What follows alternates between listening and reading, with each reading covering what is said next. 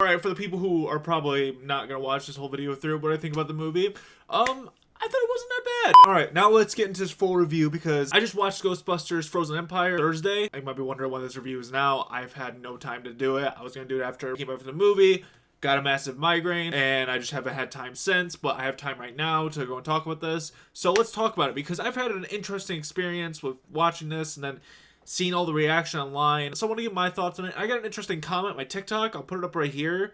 Yeah, let's talk about it. This is a movie that I've had a lot of hype for over the last, like, how long it's been since that first trailer came out? It was like November, right? I've had a lot of hype for this movie because I really enjoyed Afterlife. I went and saw Afterlife in theaters and I really enjoyed it. And I was very curious to see where they were going to go with it. Now, also, I hadn't seen all the context between all the other movies, like Ghostbusters 2 and whatnot. So I thought it was interesting to go to this movie because I've seen it, and this was a time for me where it feels like, okay, we felt like we've kind of redone the first movie so many times at this point. It gives more opportunities for more to expand on the movie rather than us trying to redo the first one again. I was a little nervous though going into this, not gonna lie, because it's one of those things where you hear all the buzzwords about like garbage, worst thing ever. It's hard for me to take some of those seriously sometimes. You have like the other cases where sometimes it's true. I felt like it's either gonna be, it's not gonna be that bad, or it's gonna be great, or it might just be okay. The internet doesn't like to say it's okay anymore. They like to say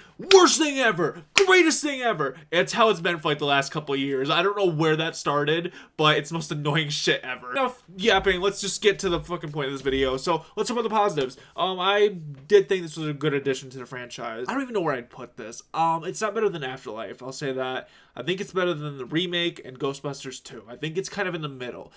Mostly for the fact of there is some script problems in this movie, well, story problems in this movie that we'll have to get into later on that I don't think work so well, and I feel like things just work better in Afterlife than they do here. But I think this is a good addition to the franchise. I love the intro to this movie. The intro expands on the lore behind the Ghostbusters and the whole firehouse thing, which I thought was fun. They brought the firehouse back. It's been a while since I think we've seen that for how many years it's been for the Ghostbusters themselves to actually be in it. I actually like the lore expanded when we got there, and it got me really excited to see where they're going with this movie. And again, I liked how this is a fresh start. I like how this is not just redoing the first one again. Even granted, the second one was kind of redoing the first one again because, you know, it had the first one, it was its own thing, but then he gets to the second one and it just we kind of just restarted the first one again. And then, you know, we get to the remake, we're doing the first one again, then we get to Afterlife, but we have to try to do this thing where it's like kind of Force Awakens kind of thing where we have to bring this new generation of fans in, so we're just kind of redoing it again. It's not redoing it, but like kind of just bringing all that stuff and just kind of making it modernized. I thought this was interesting to kind of like, you know, expand a little bit away from that and let's add some new story here. Also, another thing is too, expand on the lore and stuff like that when we're talking about that. I love how Pat Oswalt's there for just like a few minutes, but he's always fun to be there. I didn't expect him to see it in the movie. He did his little lore dump. It was pretty fun. I actually really like the villain in this movie. It's unfortunate because, like, I'll get into this more of my negatives, but, like, it makes it seem like it's more of a big deal until you get to the movie itself, and that first trailer they did is just basically the third act is what they showed because I don't know, I feel like maybe they could have expanded that out a little bit more. I actually really like the villain in this movie. I like the look of him. I feel like they didn't utilize him as well as I kind of wish they did, and we'll kind of get that into my negatives here. But no, I thought the whole aesthetic of him with the Frozen Empire, I thought was really cool. I thought the effects of that were really cool. I love how someone gets some of the old Ghostbusters back. I think they had a nice place in this story. They had a lot more to do in this story than in Afterlife. Mostly Ray. Ray had a lot to do in this movie, and he was a character I always enjoyed. He is kind of like that Ghostbuster. I know like people know like Bill Murray is the guy, but I don't know, I always felt like Ray is kind of that Ghostbuster because he was kind of trying to just set everything in motion kind of thing. It was nice seeing him. It was nice seeing him interact with certain cast members from the Ghostbusters movie and interacting in their stage in their life now. And what I mean by that is they're trying to figure out what they want to do with their life and where they're at now. And you know, there's this kind of like argument that happens between some of them.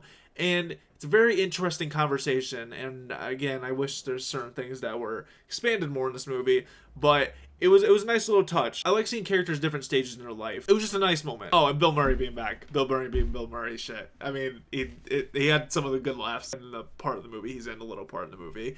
I saw he was in the trailer. Yeah, he's only like I would say like the last like 15 minutes of the movie. And you get Peck back, which I didn't expect that. I didn't expect her to get Peck in this movie. Is it too much of a big deal he's back? No, he kind of just does the same thing he did in the first movie. I think I enjoyed it enough. He still hates the Ghostbusters. That's about it. I still enjoy the character. It's just I didn't expect to see him as the mayor. It's interesting to see how much he hates them this much later. Also, new characters we get brought on from Afterlife are still here. I still enjoy those characters. Paul Rudd. How can you not love Paul Rudd? I love him, like his dynamic with the family and this whole story about him being hard on these kids, but being a friendly dad at the same time, while even trying to, like, you know, he didn't say it throughout the whole movie, but like, you know, he was trying to like see if he's a part of like the dad of the family and stuff like that, and trying to really be a part of this thing. And you have the character Phoebe, and you have her little storyline where, you know, she's still a kid. She doesn't have more of an adult mind, so she's kind of reckless and whatnot. You know, it causes this riff at the beginning of the film where she can't be really a Ghostbuster anymore. I feel like they could have expanded a little bit more, but we'll get to that more a little bit on. I can never say his name right, so I'm gonna try this. Kumail Ali Najdi. You know who I'm talking about. He was a cool addition to this movie. I thought he was pretty funny. He's just a funny guy in general. That's another positive of this movie. I thought this movie was very funny. It had some good humor here and there. It's not like as like, I guess, more adulter humor like the first movie. It's very more of a family kind of movie, which I actually enjoy. I think this is really nice, and I think it actually does better going that direction because it's Ghostbusters such a big thing. It does lend more to a family type of movie. Last thing, I'm very curious to see where they're going to go throughout for after this movie. I hope there's a sequel, and I'm curious to see where they're going to go with that. I'm curious how they can expand the lore, maybe fix some things about the movie. So let's get into the negatives. I almost said positives. Let's get into the negatives of what I did not like about this movie. This is the thing I feel like everybody's talking about, and that is there's so much going on. There is way too much in the script going on. There's way too many characters. It's just too much. It doesn't give everyone to do anything. There's no focused story. There's characters that come in and they just disappear for a while, and it just kind of just feels like they did nothing. Like, the character Trevor, he has nothing to do in this movie. He adds this whole element of he wants to be an adult at the beginning, but literally does nothing till the end. Until, like, the very end, they let him drive. The green glob, that's what I like to call him, the green glob, and he's just trying to, you know, catch him, trap or whatever. That's it. I don't know why we did this. I don't know. It's just because you're giving too much time to other people. Like, as much as I love the podcast kid, he didn't have a place in this movie. He really didn't. He really didn't do anything. I feel like he could have gotten out of here a little bit. Like, he's living in Ray's basement. I don't know how much I like that whole thing right there. I feel like the character of Lucky as well, Trevor's girlfriend, or whatever, the love interest in the last movie, is back. They kind of really don't do anything again. I don't know. I thought they were going to kind of expand a little bit, but they didn't really do anything again. And that's another thing. It just feels like there's too much going on. They don't give anything enough time to breathe and care enough about or have like much stakes. And like when we talked about the villain and whatnot before, the villain I enjoyed. I feel like we just didn't have enough time to really just focus on this villain and have like this tension or whatever, because there's just so much other things going on, and he doesn't come up to like the last 20 minutes. I feel like there's just a better direction this movie could have gone. Take out some, like, there's things in this movie that make it well, right? There's good things, good storylines here. Take out certain storylines and you're fine. You know, we can get a better direction. That's why I kind of like, I'm okay with this movie, because there is the good things there. If you just take out certain things, you'll be fine. Also, I know there's a bit of a negative too for people, because this wasn't much of a negative for me, but the movie takes a while to kick in. Like this, because again, there's so much going on here. It takes such a while to kick in and get to the third act and whatnot. The third act is fun, but how we get there, I don't know how I feel about it. And like, let's talk about how we get there, right? We have this ghost presence or whatever, and the story could have been interesting, but I feel like it wasn't at all. Where Phoebe's character is communicating with this ghost, right? This ghost that could talk to her and like basically talk like a normal human being.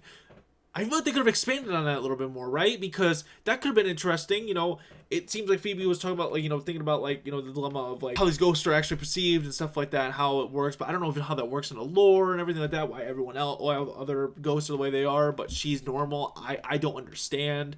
And again, they don't give anything to expand that, like, you know, or even explain that where you understand, because I still don't get it. I don't get it because they don't explain it. And because due for the fact that there's so much going on in this movie, it doesn't feel like this whole thing is organically going. Like, every time they went on screen together, I don't know, it just, maybe it was kind of confiding in her, but it didn't, I don't know how the best way to describe it. Like, it didn't feel natural. I think that's the best way to say it. I just didn't like that storyline of how it was going. I feel like, honestly, you could just take that out. As much as it's interesting, the storyline, honestly, I'd rather see, like, where they were starting at the beginning with, you know, where they were talking about this family storyline with Paul Rudd and the family. I feel like that would have worked a lot better, especially going off of Afterlife, but again, there's so much going on here. One of my final things about that, too, is let's talk about Okay, Nadim's character. There you go. I'm not gonna try to say his name again because I can never fucking say it. But yeah, Nadim's character, he's like this firekeeper or whatever that's gonna defeat this evil, and you know, as much as I love the character and how funny he is, his whole fire storyline, stuff like that, it's so underdeveloped that it just doesn't hold any interest at all. It's like, oh yeah, that's right, he can do that, and it's not built upon really that well. I won't say it's not done as well. It's not done as good as it could be because there's not enough time to make it as good as it could be. And then when it happens, it just kind of just feels like, oh, okay. Just kind of underwhelming a little bit. I hate that because I really wanted this movie to be great. Fortunately, it wasn't great. It was just kind of it was just okay. I mean, it was fun enough. I hope this movie makes enough money because I know a lot of people are talking about right now. They don't know if this movie's going to make enough money because promotion and whatnot. I hope this movie makes money. I hope people go see it. And I want to see a sequel. And I hope maybe this can fix things. And, you know, I hope they take the criticism because everybody's saying what I'm saying. I know that for a fact. I was watching some reviews yesterday to see what people are talking about. Because now that I've seen the movie, I want to see what the overall consensus of why everyone's saying it's the most garbage thing ever. The whole thing about this movie being a mess, I hope they fix that the next time around or whatever they decide to do next. Because, damn, it's just kind of like, as much as I enjoyed this movie, it's just kind of like, that whole messiness kind of felt disappointing a little bit. Get rid of the firekeeper thing. Get rid of the ghost thing. Go for this whole family story because I was very curious where that was going to go, and I feel like it just kind of just gets sidelined.